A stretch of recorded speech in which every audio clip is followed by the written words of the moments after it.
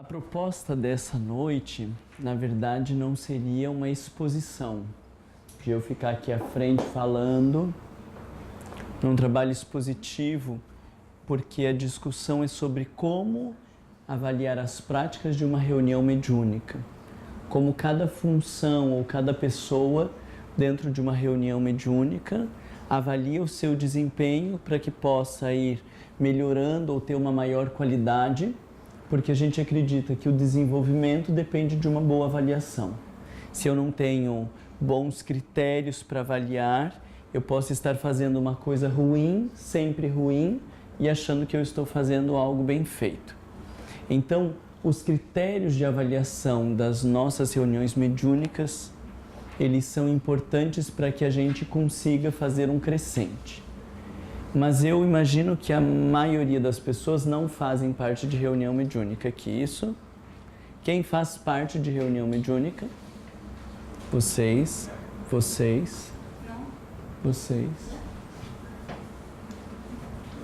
Quem está em dúvida se faz parte ou não faz?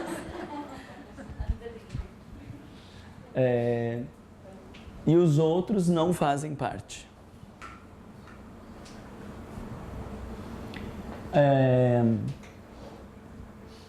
Então a gente precisa pensar como funcionar hoje, tendo em vista que nós temos 3 horas, que sirva para quem faz parte da reunião mediúnica e também para quem não faz parte da reunião mediúnica. Eu trouxe um material específico, não sei se todos receberam, sobre os critérios de avaliação. E trouxe algumas frases importantes para a gente se situar na lógica da mediunidade, porque nós reencarnamos com mediunidade, entender qual é o objetivo da mediunidade, para que depois a gente possa pensar em fazer uma boa avaliação. Talvez seja melhor, então, eu trazer essas 3 colocações, e daí se a gente tiver alguma questão maior ou mais ampla antes de discutir sobre os critérios específicos de reunião mediúnica, aqui pode ser que abra espaço para a gente refletir. Do livro Os Mensageiros, é o 2º livro de André Luiz da série Nosso Lar, da série Vida no Mundo Espiritual. O 1º livro, Nosso Lar, o 2º, Os Mensageiros.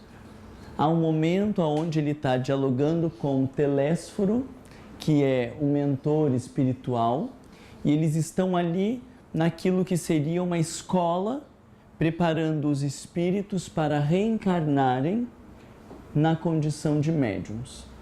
Então, nós já a partir disso entendemos que ter esta sensibilidade é algo planejado anteriormente, planejado para esta reencarnação.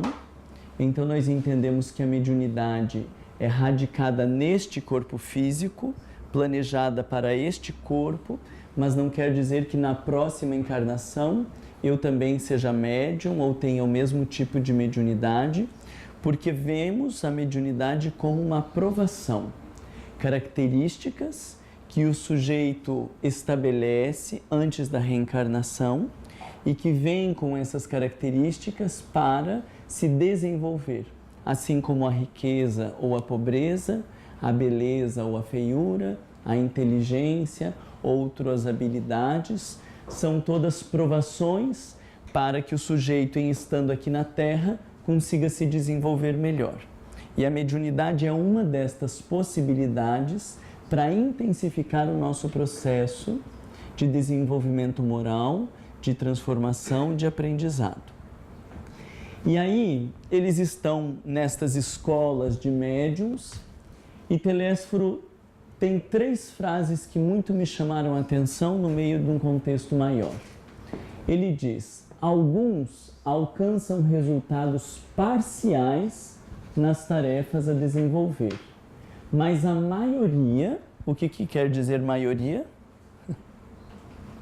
Quase todos, então, a maioria, mais da metade, bem mais da metade, tem fracassado ruidosamente.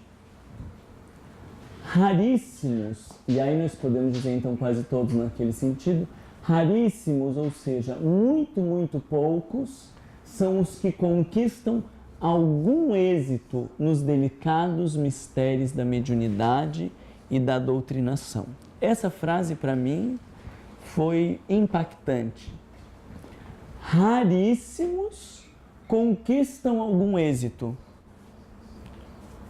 Talvez no sentido de que a maioria vem e não dá conta das suas propostas, um monte desanda no meio do caminho, alguns não desandam, mas que extraem um êxito ou um benefício são muito raros. Dizia Telésforo que em Nova York tinham 2 grupos diferenciados. Brincadeira, era uma brincadeira só.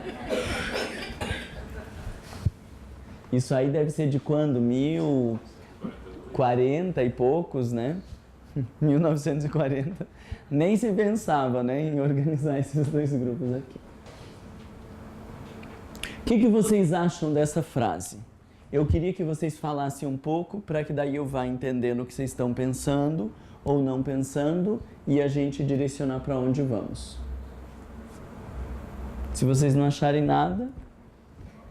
Bate com o que ele fala também no Missionários da Luz, o outro mentor fala no Missionários da Luz, que 40% a 60%, que nós completamos 40% a 60% do nosso projeto para cada existência, né? Que os completistas, é isso que eles chamam aí? Que é o que completa. O que completa são raríssimos. São raríssimos. É nessa mesma lógica de que nós reencarnamos com uma programação, com um planejamento de um tempo específico para reencarnar, com compromissos e tarefas, e raros são aqueles que terminam uma reencarnação dizendo: eu dei conta dos meus compromissos. Triste, um horror, se parar para pensar, é um horror. Raros são aqueles que completam a reencarnação dando conta de tudo o que se comprometeram. Especificamente para os médiuns que está falando aí? Ou... Ele falou em Missionários da Luz, do geral de todos nós. E aqui específico para médiuns e doutrinadores, porque a escola preparando pessoas para as comunicações mediúnicas e os dialogadores. Então, tanto por lá quanto por aqui, a lógica continua a mesma, de que muitos poucos são aqueles que dão conta da sua tarefa. E por que eu trouxe essa frase? Dentro dessa lógica de avaliação. Porque, em termos de grupos mediúnicos no Brasil e no mundo, nós temos bastante. Há mais grupos mediúnicos do que centros espíritas, porque tem centros espíritas que têm vários grupos mediúnicos. Eu já conheci um que tinha 22 grupos mediúnicos no mesmo centro. E aí diz que raríssimos são os que dão conta, então talvez tenha alguma coisa errada nessa lógica, porque nós estamos fazendo, mas não estamos refletindo sobre o que fazemos. E nessa lógica não é muito produtivo. Então, trouxe essa frase e aí o João complementa que não é só na questão da mediunidade, mas de maneira geral na forma como nós conduzimos a nossa vida. Porque a gente reencarna e esquece que nós não estamos aqui a passeio para se divertir, para desfrutar, para comer, beber e viajar. Somos espíritos comprometidos com o passado e que solicitamos a reencarnação para um processo, para intensificar o nosso processo evolutivo. Mas por conta desse esquecimento do passado e do nosso descompromisso moral, a gente vem para cá e esquece do que fez. Eu lembro de um exemplo que eu acho que é bem interessante, de um professor lá da PUC do Paraná, que ele teve licença remunerada para fazer o doutorado dele. Então, durante, 3 anos ou 4 anos, a universidade continuaria pagando o seu salário para ele fazer um doutorado fora do país, e a universidade paga como um investimento para que esse profissional estude, se aprimore, retorne para a universidade e seja um professor melhor.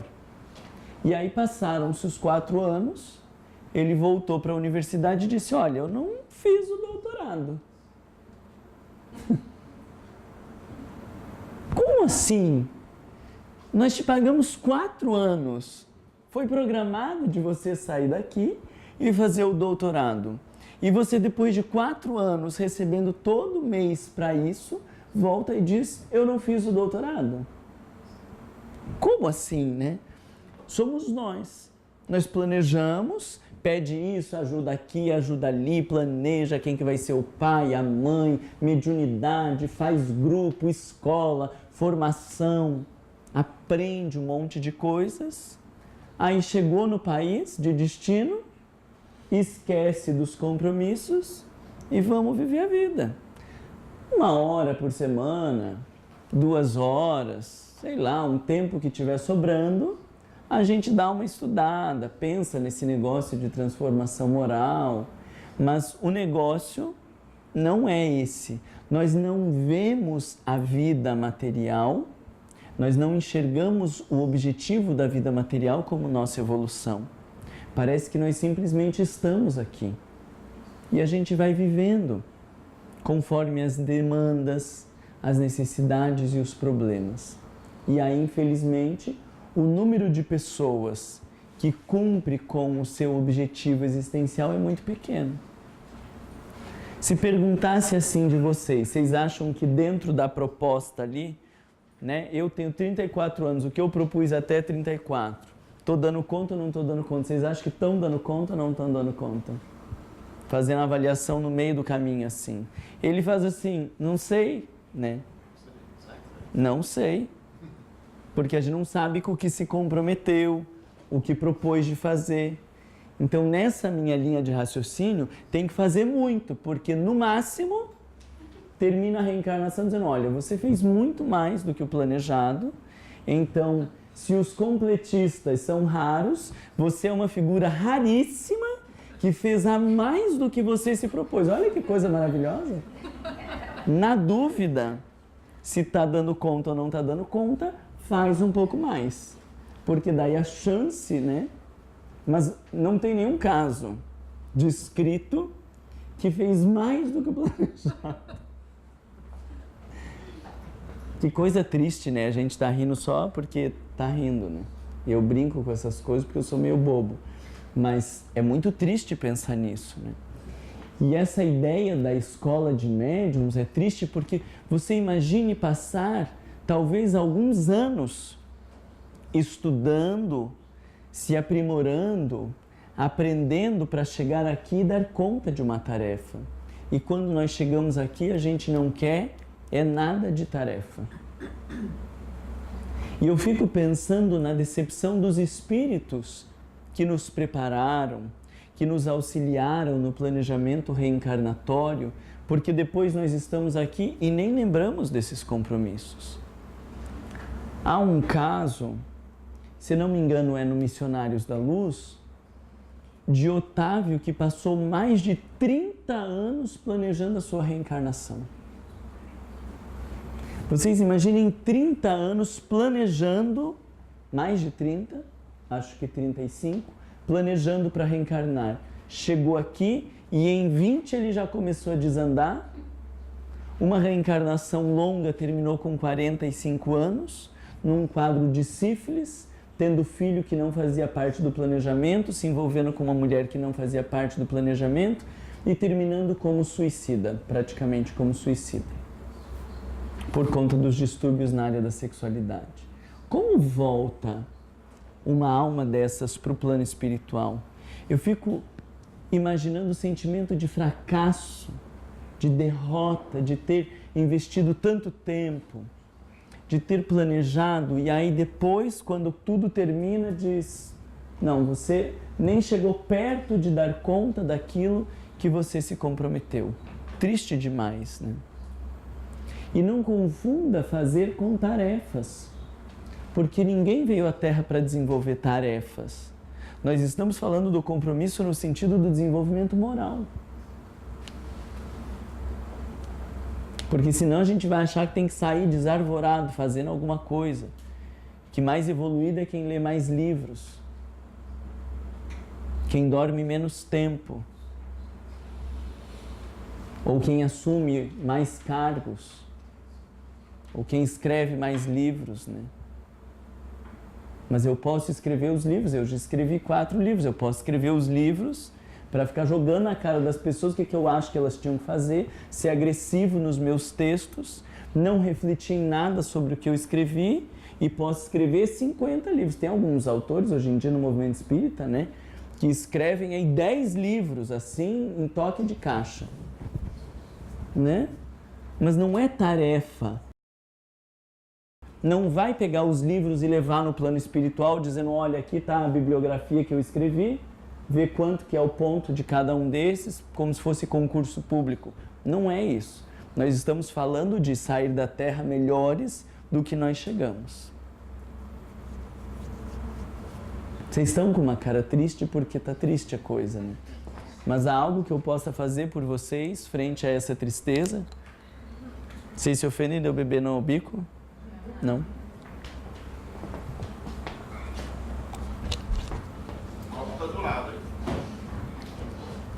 É que eu achei que era pequenininho, podia beber no bico. Obrigado.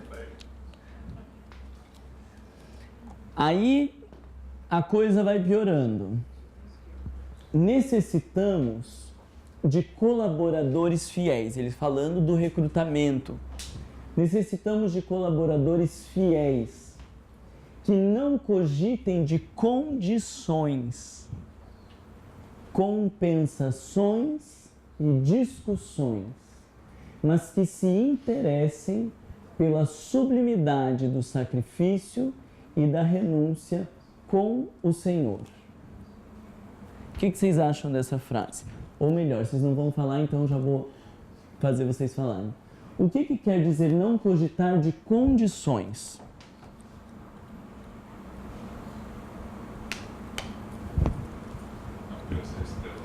Não, você está proibido agora de falar. Então vamos lá. O que é que não cogitem de condições? Você só pode fazer acréscimos. Depois que eles falarem, daí você pode falar. Hã?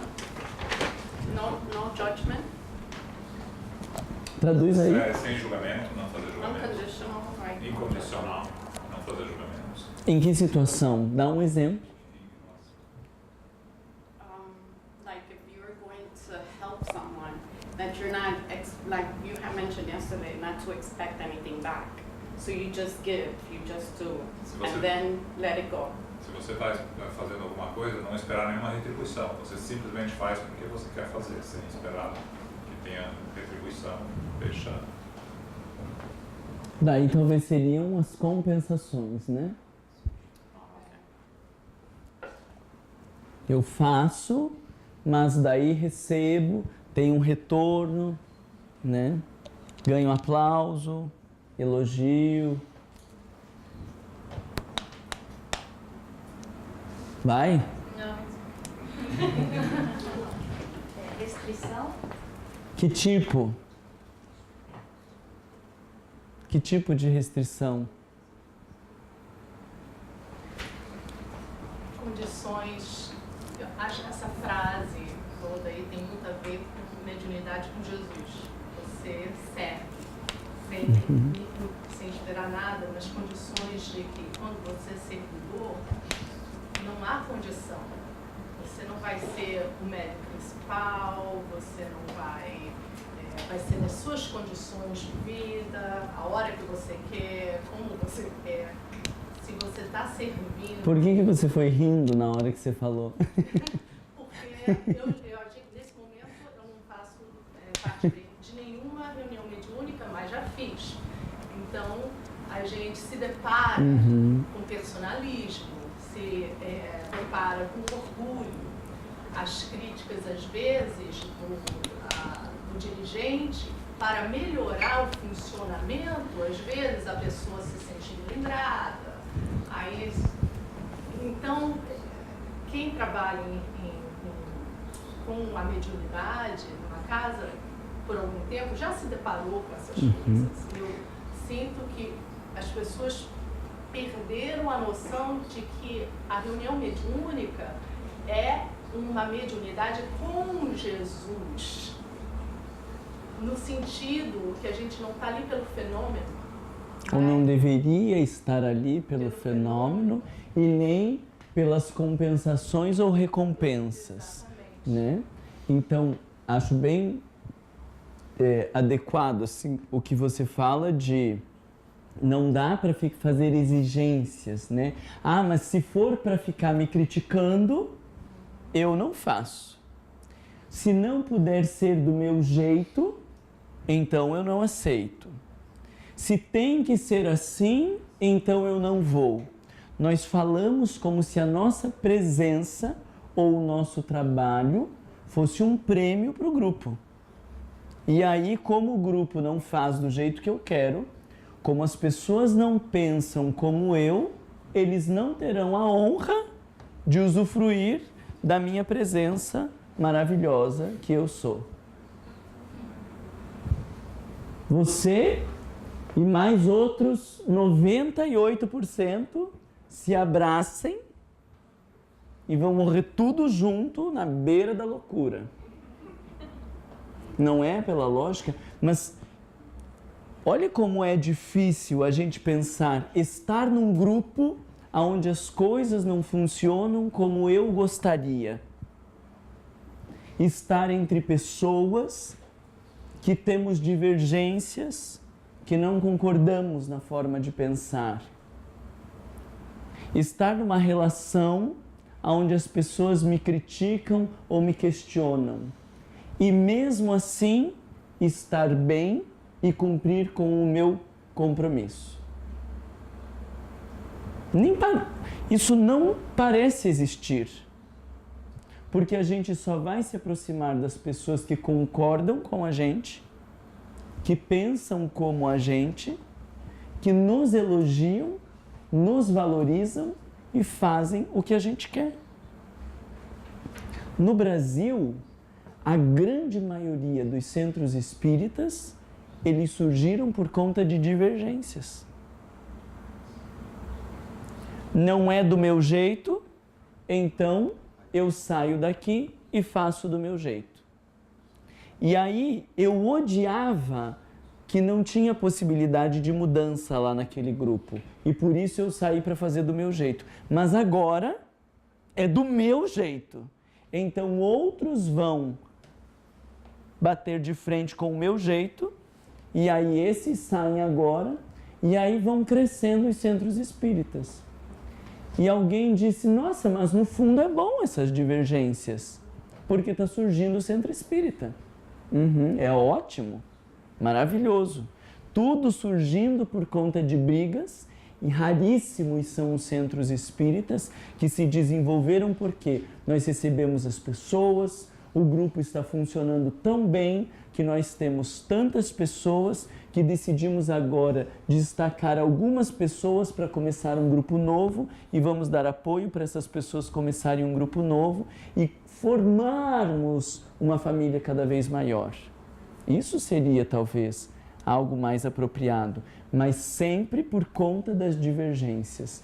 Então, nós lembramos do período estressante de todas essas divergências, até que o grupo rompa e precisa começar tudo do zero, pagando um preço alto.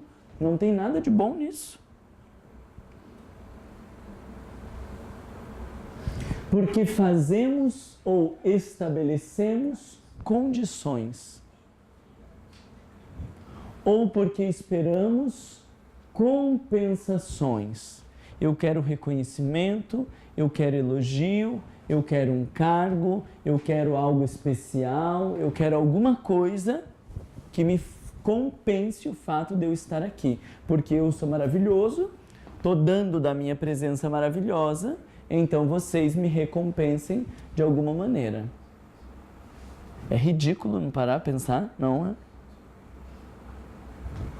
Ou discussões.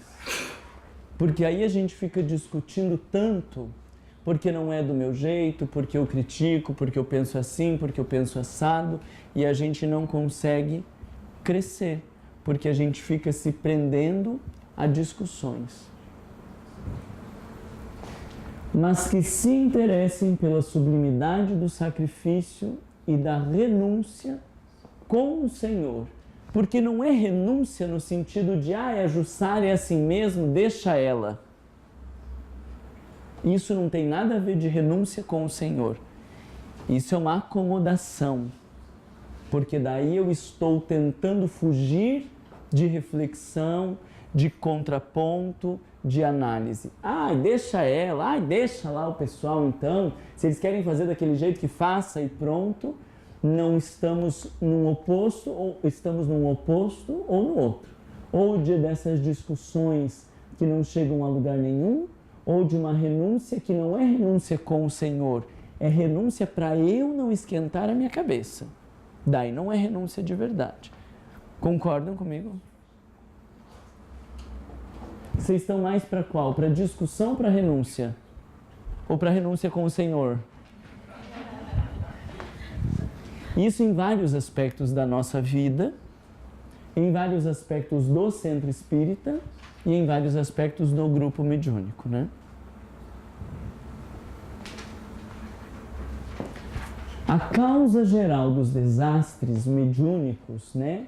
No meio do caminho, de se atrapalhar, de não dar conta das responsabilidades, de se obsidiar, é a ausência da noção de responsabilidade e da recordação do dever a cumprir. Só que antes de ler isso, nós poderíamos dizer, eu não sei com o que eu me comprometi. Como eu não lembro, eu não sei o que eu tinha para fazer. Mas isso serviu até vir essa frase. Depois que veio para o movimento espírita, já não tem mais como justificar. Porque a gente já sabe que tem um dever a cumprir, que se preparou, e qualquer um que sente e medite por alguns dias sobre o seu compromisso na doutrina espírita, vai ouvir os seus grandes compromissos, a coisa toca a nossa consciência, e é até por esse motivo que a gente não para muito para pensar. Porque se eu sentar e meditar, refletir, a consciência vai sinalizar que poderia fazer um pouco mais, que deveria pedir desculpas, que deveria aprender a ser menos rígido, menos impositivo, menos egoísta, menos orgulhoso. E a consciência vai nos dizer as coisas que a gente tem que fazer. Então a gente prefere nem parar para pensar, para não ter que ouvir a consciência nos cobrando. Concordam comigo ou acham que isso é loucura? Aí a gente vai voltar, desculpa, na conheça-te a ti mesmo, né? A necessidade do autodescobrimento. E a coragem de se enfrentar. Porque eu acho que nós somos rebeldes e as pessoas não querem ver. Mas como a massa funciona nesta via de rebeldia, nós achamos que esse é o padrão adequado. E quando alguém se destaca no sentido do não usufruir tanto, do estudar um tanto mais, do se dedicar um tanto mais, do se desculpar, do caminhar nesse sentido do bem, às vezes a gente até abafa aquela pessoa, né? Diz, nossa, mas também não precisa fazer tanto, né? Credo, mas o fulano te falou isso, você não é santo. E aí a gente estimula até, porque se eu começar a ver as pessoas fazendo mais do que a média, eu vou ter que refletir que talvez eu precise fazer mais. E nós vamos vivendo uma média muito baixa, achando que isso é o normal, mas não é o normal, isso é comum. Comum um espírito reencarnar e não dar conta das suas tarefas. Comum um médium reencarnar e não cumprir com as suas tarefas. Isso é comum, mas não deveria ser o nosso padrão, né? Isso não faz parte da nossa natureza. E aí a gente vai se anestesiando com informações, com entretenimento, com distrações, com viagens, com compras, com comida, com falar mal dos outros, com leituras desnecessárias. E aí a gente vai se apropriando de um monte de coisas inúteis para não abrir tempo ou espaço para a nossa consciência sinalizar o que a gente precisa de verdade fazer. Vocês não gostaram disso que eu falei, né? Ah, mas eu preciso descansar. Ok, descansa de maneira saudável. Eu preciso me distrair. Ok, distrai de maneira produtiva. Mas não há nada que justifique essa perda de tempo que nós vivemos com informações, com atividades, com relações, com pessoas que não nos acrescentam e não chegaremos a lugar nenhum. Então, estas frases, elas deveriam nos tocar no sentido de o que eu posso fazer mais, como eu posso reorganizar a minha rotina, como eu posso reorganizar o meu tempo, aonde eu estou colocando a minha energia e o que eu estou fazendo da minha vida. Independente de médiums ou não médiums, é uma reflexão para todos nós.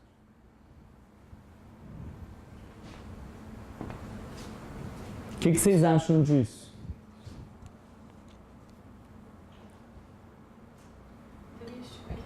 I think he was just talking to me straight up.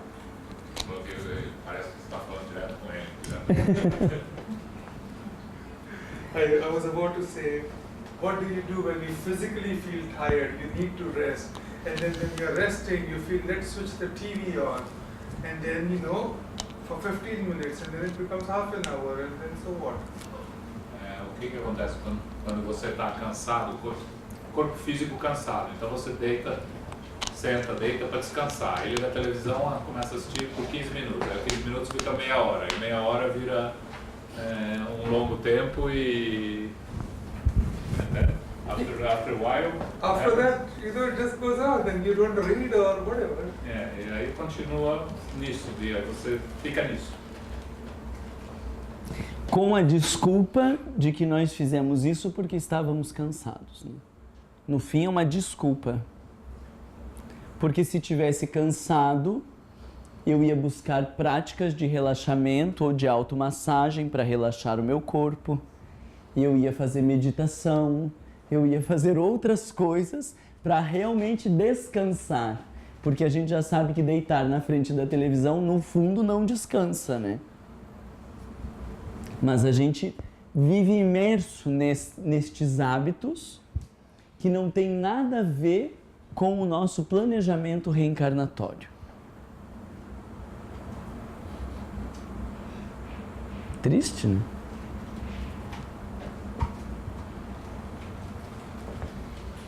Você não acha que desde 1940, 2018, houve uma... Piora. Não, uma melhora na média do rendimento e do desenvolvimento?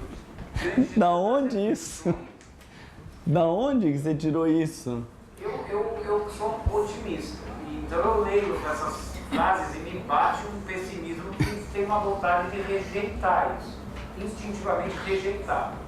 Mas como que você não sabe se isso não é só uma defesa sua, egóica, para não precisar rever sua vida? Tá me analisando? Não. Porque eu olho um texto, quando aquilo bate fundo, eu posso olhar e dizer, isso bateu fundo e eu vou precisar pensar muito sobre isso, ou eu posso olhar e dizer, isso aqui não presta, né? Então, eu acredito que não, sabe por quê? Porque hoje nós gastamos muito mais tempo com a vida lá fora, né? Antigamente, eu falo do antigamente, eu sou uma pessoa muito nova, né?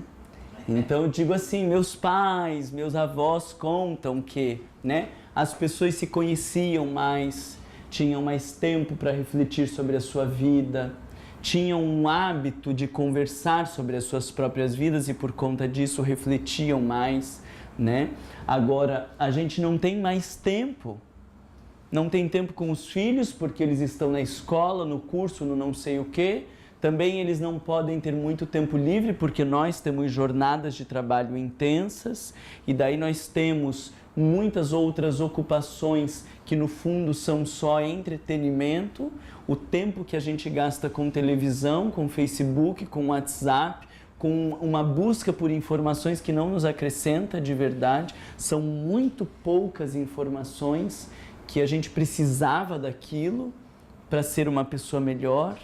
Às vezes, a gente tem um monte de informações para quando senta numa mesa para conversar, um fala e ele diz, é verdade. E aí eu li, mas aquilo não tem importância nenhuma. Se eu disser, é verdade, e contar o que eu li, ou se eu disser, nossa, não sabia disso, e me contarem, continua tudo igual. Então, nós temos hoje muito mais recursos para fugir de nós mesmos. Muito mais recursos. E às vezes em 2 minutos, aperta o botão do elevador. Se eu estou sozinho, aperta o botão do elevador, talvez leve 1 minuto para o elevador chegar, mas eu já pego o celular e vou olhar alguma coisa no celular. Porque 2 minutos é muito tempo para eu parar e ficar comigo. Quanto mais 20 minutos. A gente não ouve mais música, por exemplo, música clássica, né? As pessoas perderam o hábito de ouvir música, sabe aquela imagem do velhinho sentado, que liga o som e fica ouvindo música? A gente quase não ouve mais música, a gente não interage uns com os outros, fica cada um dentro da sua loucura, falando com o outro. Então, ele me diz, eu tenho 2 filhos, o que eu digo para ele? Eu tenho 2 também. Não perguntei se você tem 2. Ele me diz que tem 2 filhos, mas eu não pergunto qual é a idade deles, se são 2 meninos ou 2 meninas, como que ele se relaciona com os filhos dele, aonde que eles estão. Nós já começamos a falar alguma outra coisa em cima, e aí ele vai dizer, eu digo, eu tenho 2 também. Aí ele diz, eu tenho um menino e uma menina. Aí eu digo, eu também tenho um menino e uma menina. E ficam 2 pessoas loucas, em monólogos, juntas no mesmo ambiente. E depois que nós saímos dali, muito pouco se acrescenta daquela interação. Na verdade, não houve interação. Então a gente vai esvaziando a nossa vida do olhar para si, do olhar para o outro, das relações e dos nossos compromissos. Amenizou, você continua rejeitando o texto? Continua. Então daí você vai para análise. Mas isso também é algo para pensar. Não estou falando do caso específico, mas também é uma coisa para a gente pensar. E eu vejo muito isso nos textos de Joana de Ângeles, quando as pessoas dizem, Joana de Ângeles é muito difícil de ler. Mas se você lê um texto, no geral, você consegue absorver muitas coisas. O difícil é digerir o que ela fala, porque ela é muito direta em algumas colocações. E você processar aquilo ali, quando ela está falando que o depressivo é um egocêntrico, aí eu me vejo depressivo e diz que o depressivo é um egocêntrico, que não aceita a vida como ela é e que age como uma criança que queria impor suas vontades. Você diz, é muito difícil de ler. Mas eu leio os textos, não acho tão difícil algumas coisas. Tem frases difíceis, mas a ideia você consegue entender o compromisso que a gente tem. Então, às vezes, a gente recusa textos, recusa falas, reflexões, porque elas vão mexer dentro da gente, né? Agora, tu fora de... Não há problema. Não, eu ia falar que também eu acho que nestes tempos, assim, talvez nos últimos 50 anos, algo assim, as pessoas também têm se desligado da natureza. Não tem essa conexão com a natureza e, por ende, não tem conexão ou ligação com a natureza de si mesmo. Interna. Uhum. A gente está desconectado de tudo. de si mesmo, do próximo, da natureza, e por isso estamos tão doentes, né? As estatísticas de depressão, de ansiedade, doenças físicas são absurdas, porque tudo sinaliza essa desconexão.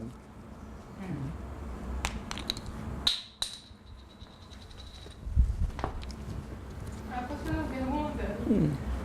Olha só, eu ouço muitas palestras e eu vejo que tem palestrantes que são... Não fala nome. Não vou falar nome. Alguns citam que a pessoa no espiritismo, ela tem que ir trabalhar como ela está. Embora no espiritismo ela tenha que se achar e desenvolver os potenciais dela, morais, isso tudo. E outros falam que, especificamente para a mediunidade, você tem que estar mais já preparado. Então, daí a minha pergunta é o seguinte: tem grupos que escolhem muito a dedo quem participa da mediunidade e tem outros que colocam a pessoa, mesmo que a pessoa não esteja tão preparada. Assim, a minha pergunta é: qual é a sua posição dentro desse contexto, sendo que umas pessoas é positiva a ideia da pessoa vai como você está e daí a partir de você começar a trabalhar, de você começar a vivência, você vai se melhorando, e outras já acham que você, e tem pessoas que acham, eu não vou dar conta porque eu tenho isso, eu tenho esse defeito, eu sou assim, eu sou assado, e daí nem tenta. Qual é a sua posição diante disso? Eu compreendo essa restrição das pessoas entrarem num grupo mediúnico por conta do receio que muitas vezes a gente tem de como que vai ser aquela pessoa naquele grupo. Porque o grupo mediúnico tem que ser um grupo com grande afinidade, com bons vínculos, com um ideal comum, porque é um trabalho desafiador, né? Lidar com todas as funções de um grupo mediúnico é muito desafiador. Então a gente fica com medo de quem vai entrar no grupo mediúnico, no sentido de que seja uma pessoa que vai acrescentar aquele funcionamento. Então acho que isso faz com que muitos grupos tenham restrição, não avaliando se a pessoa tem condições ou não, mas como nós nos conhecemos pouco, a gente fica com esse receio. E já vi muitos grupos, e depois que a pessoa entra, você não vai dizer agora você saia, né? E aí a gente fica num atrapalho. Então, a gente vai aprendendo a ser muito exigente ou rigoroso na entrada das pessoas no grupo mediúnico, porque depois que está lá dentro, dá muito trabalho adaptar ou sincronizar essa pessoa em grupo. E às vezes não consegue essa sintonia, né? Agora, a gente criou uma ideia que eu acredito que é equivocada, de que desenvolvimento da mediunidade ou educação da mediunidade se dá no grupo mediúnico. Não faz sentido isso. Na verdade, as pessoas devem desenvolver a sua mediunidade, educar sua mediunidade no dia a dia. E no grupo mediúnico, elas estão numa tarefa que lhes auxilia a aprimorar a mediunidade. Mas a educação mediúnica se dá no dia a dia. Quando eu entro num ambiente e isso me altera a emoção, eu sinto uma opressão no peito, ou eu converso com uma pessoa e depois que eu converso eu fico mal, isso é um fenômeno mediúnico e eu preciso aprender a lidar com isso no dia a dia. Tem pessoas que estão animadas, entram no lugar e ficam acabrunhadas, tristes, fechadas e não percebem que estão sob influência espiritual. Tem outros médiuns mais ostensivos que entram num lugar e aí falam alto, falam com todo mundo e ficam numa animação e não percebe que é porque está numa troca desequilibrada de energias com o ambiente. Isso é educação da mediunidade. A disciplina das leituras, das meditações e das orações antes de dormir, para que no desdobramento do corpo eu não saia para qualquer lado e me encontre com qualquer companhia. O acordar no amanhecer com uma boa visualização, planejando o meu dia para que eu não me perca dos meus objetivos. o desenvolver da intuição no cotidiano, porque daí eu vou lá e ligo para o João e o João fala, nossa, Marna, eu estava pensando em você, que queria falar com você, e eu captei isso, e aí eu estou mais atento a estas interferências e me mantenho atento às minhas relações, e daí penso na fulana que eu vou encontrar dali a pouco e compro uma flor para ela, e depois de um ano ela vai dizer que naquele dia que ela ganhou aquela flor, ela estava muito triste e que por um segundo ela pensou em se matar porque ela não era importante para ninguém e que quando eu entreguei aquela flor para ela, ela sentiu-se completamente... Isso é educação mediúnica. O próprio estudo da mediunidade, eu tenho uma crítica muito séria em relação aos centros espíritas. Nem te contei isso, né? Não sei se eu podia falar, mas então eu vou falar, né? Mas eu tenho uma crítica séria que nós só estudamos mediunidade na casa espírita, mas o que eu chamaria de uma mediunidade técnica para grupo mediúnico. Nós não estudamos a mediunidade no dia a dia. O que faz quando eu acordo, não consigo mexer o meu corpo, fico com aquela sensação estranha e que daí eu grito e ninguém escuta e eu estou num estado de desdobramento e o que eu faço? A gente não sabe direito. Se falar com a Jussara, ela vai dizer uma coisa, se falar com o Marlon vai dizer outra, se falar com o Sérgio vai dizer outra coisa, cada um fala um negócio. O que faz quando eu estou conversando com uma pessoa e de repente eu vejo uma coisa dela que ela não me falou, mas que eu estou vendo que parece que ela fez? Isso é fenômeno mediúnico, isso acontece quando a gente está conversando, ou às vezes a gente fala algo que o sujeito nem falou e diz, nossa, Marlon, mas era bem isso que eu precisava ouvir.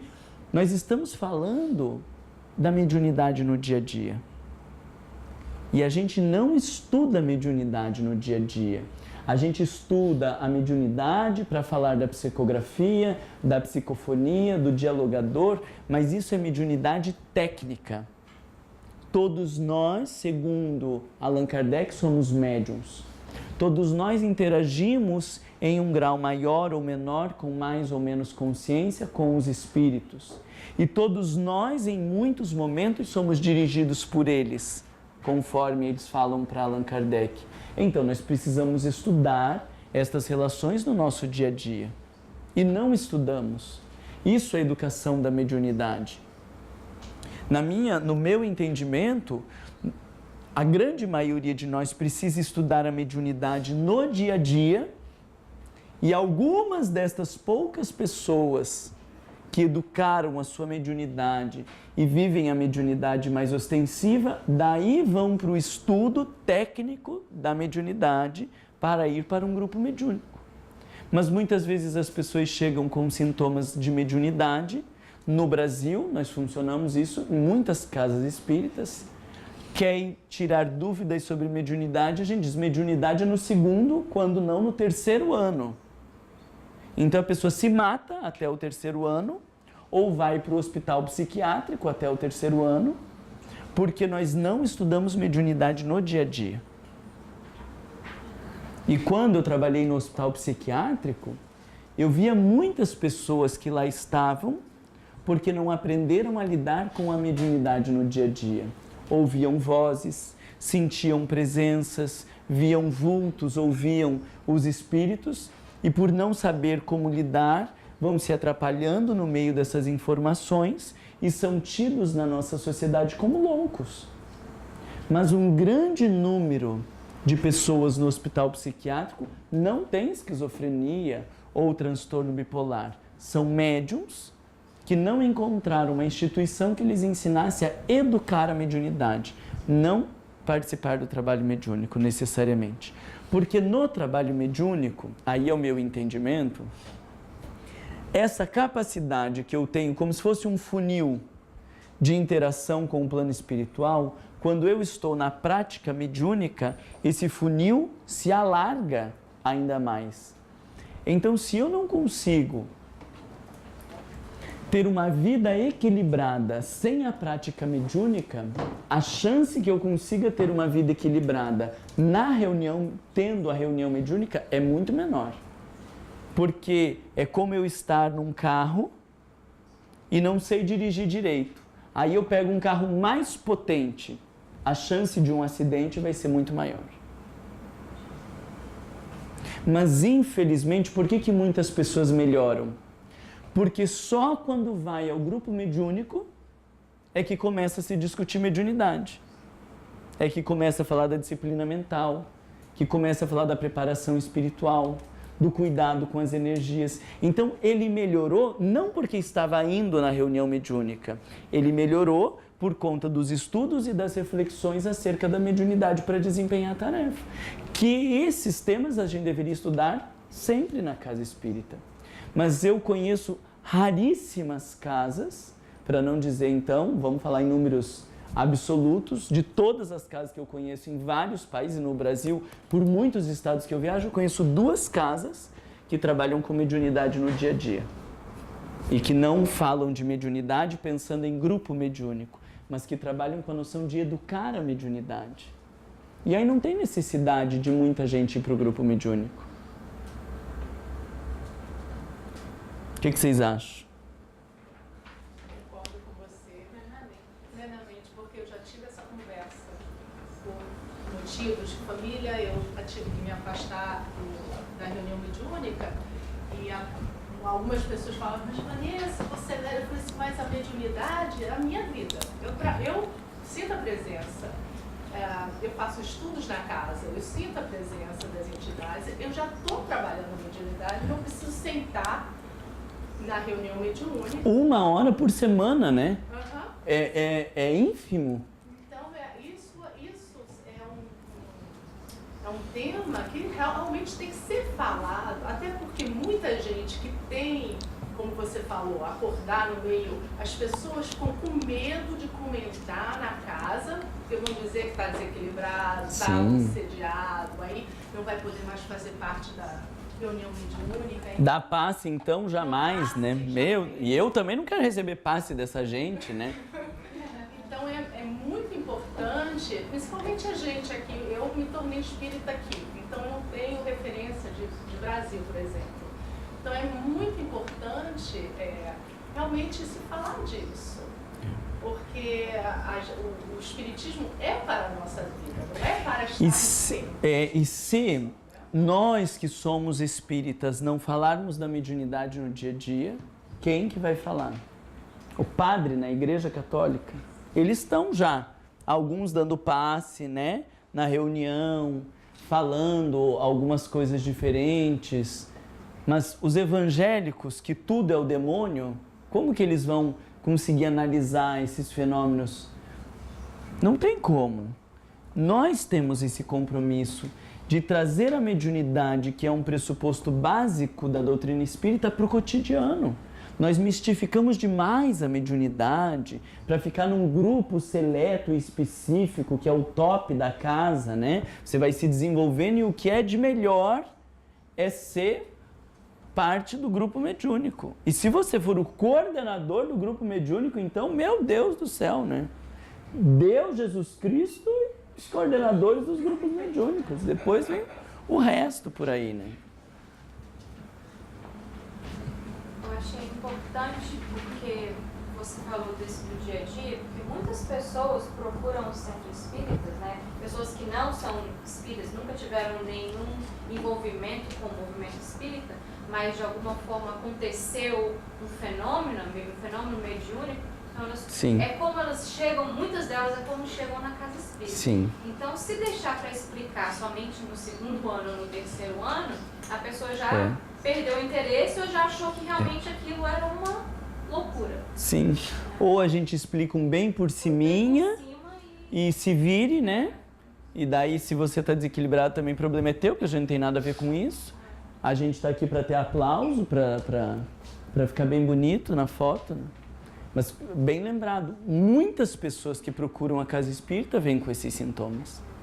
Porque tem a referência, procurar um centro espírita, né? Quando está ouvindo coisa, sentindo coisa, tendo tremelique, perdendo a consciência, muita gente já tem esse senso comum de procure um centro espírita. E aí, quando procura... Porque é difícil ter coragem, né? Hoje eu estava conversando com 2 colegas de trabalho que não são espíritas e uma delas disse, a minha tia e a minha mãe são médicos. E ela não é espírita, ela é católica. Eu disse, ela procurou alguma instituição, ela estudou, já que ela tem a mediunidade? Não, nunca nenhuma delas não gostam de falar do assunto. Né? Essas coisas. Dessas coisas, né? Como estamos? Como seria o formato de um encontro desse no centro espírita? Como que funciona? Na nossa casa... Estão atrapalhando o fluxo aqui. Como que seria o formato desse tipo de grupo? Não tem um formato específico, né? Mas na nossa casa, então posso compartilhar a experiência que a gente tem, é de um grupo que funciona no mesmo horário da palestra. Porque a gente acredita que a pessoa tem aquela demanda maior. E que mesmo ela estando na palestra, e seria um benefício estar na palestra, mas como ela está em alguns desajustes, enquanto ela não conseguir se entrar bem, muitas vezes nem a palestra ela aproveita direito. Então, no horário da palestra, porque é o dia que mais chegam as pessoas na casa, de qualquer motivo, a maioria das pessoas novas chegam no dia da palestra. A gente recebe todas as pessoas individualmente, fala todas as pessoas, parece que é um centro imenso. Não, nosso centro é pequeno e a gente preza por ser um centro pequeno. Mas a gente acolhe todas as pessoas individualmente para saber por que elas procuraram o centro espírita e explicar o que nós temos a oferecer para elas, né? Porque a gente fala, olha, quem quiser tem um atendimento fraterno. Mas o que é atendimento fraterno? É conversa com o espírito, tem que tirar a roupa, como que vai ser isso? Não dá para saber. Então a gente conversa, explica, tudo certinho. Isso é o primeiro dia. E aí as pessoas que têm sintoma de mediunidade desequilibrada, a gente convida para esse grupo específico que acontece no mesmo horário da palestra, com temas específicos. Por exemplo, chegou uma mulher que ela dizia, não, porque eu estou desequilibrada, dava para ver, uma médica completamente transtornada. E aí a primeira orientação, mas você tem feito oração, evangelho e tal? Ela dizia sim. Aí comecei a cutucá-la ao pessoal, porque nem eles tinham se atentado a isso. Aí perguntei, mas como essa mulher faz oração? Ai, Marla, a gente não sabe. Falei, então vocês têm que perguntar para ela. Aí na outra semana foram perguntar como que ela faz oração. Ela diz, eu vou pensando nos arcanos, nos anjos Miguel, nos não sei o quê, e vou pedindo para todo mundo, e eu peço. E aí quando eu termino eu tô pior depois da minha oração, então eu não tenho mais feito oração. Aí ela foi falar que ela não estava mais fazendo oração, porque ela terminava a oração e ficava pior. E a nossa amiga disse que até ela ficou pior quando começou a mulher falar que ela pede para isso, pede para aquilo, não sei o quê. Então assim, uma coisa que é básica para nós, do que é fazer a oração, para uma pessoa que está em desequilíbrio, enquanto ninguém falar para ela como que faz a oração, fizer a oração junto com ela, para que ela perceba esses benefícios, ela não vai se ajustar. E é uma pessoa que está lá no risco que daqui a pouco ela vai para o hospital psiquiátrico, se ela não tiver suporte. Então esse tipo de coisa simples, né? Eu lembro de uma paciente no hospital psiquiátrico que ela ouvia os espíritos e ela dizia, sai daqui, demônio, sai daqui! E gritava assim. Eu dizia, olha, com espírito não é igual tocar cachorro, que o cachorro chega aqui e fala, sai daqui! Aí o cachorro sai correndo. Falei, com espírito é lei de sintonia. Você vai precisar se acalmar e elevar seu pensamento. Ela dizia, isso aí não vai dar certo. Eu dizia, então quando você começar a sentir os espíritos rondando, você me procura. E a gente fez um combinado. Ela me procurava, e aí a gente fazia exercício de respiração, fazia oração, e ela dizia, foram embora. Eu dizia, não é que foram embora, eles ainda estão aqui, mas você agora não está mais sintonizada com eles. Tem que ensinar a pessoa a fazer isso, porque até então ela passou a vida inteira como uma louca pelas ruas gritando, sai daqui, demônio. Quem que tem esse conhecimento da lei de sintonia? Igreja católica, evangélica? Não, nós. Então, é nesse sentido de ajudar as pessoas a lidar com uma função que seria básica, porque daqui a um tempo, né, os espíritos dizem que a mediunidade vai ser o nosso sexto sentido, assim como a audição, a visão, o tato e a mediunidade, que seria esse contato com o plano espiritual. Mas a gente precisa ensinar as pessoas a fazer isso. E tem muita gente no trabalho mediúnico que já está no trabalho mediúnico há muito tempo e não sabe lidar com a mediunidade no dia a dia. Não consegue perceber quando sente a aproximação de um espírito perturbador ou de um espírito para lhe orientar. Não consegue identificar no corpo, porque a gente vai aprendendo a identificar no corpo a sensação, mas nunca ninguém me disse, quando você sente aquele negócio, presta atenção, se é uma coisa boa, se é uma coisa ruim, que tipos de pensamentos que vêm à mente, que tipo de sentimentos, para que eu vá identificando quando é meu mentor se aproximando, quando é obsessor. Eu preciso aprender a lidar com essas coisas no dia a dia. Eu acho que a grande maioria que chega na casa espírita tinha que passar por uma introdução dessa, né, do mediunidade no dia a dia, porque o resto fica tudo comprometido. Como que eu faço oração se eu não tiver claro esse funcionamento da mente? Como que eu me conecto ao meu mentor? Tudo isso passa por esse básico da mediunidade no dia a dia, né?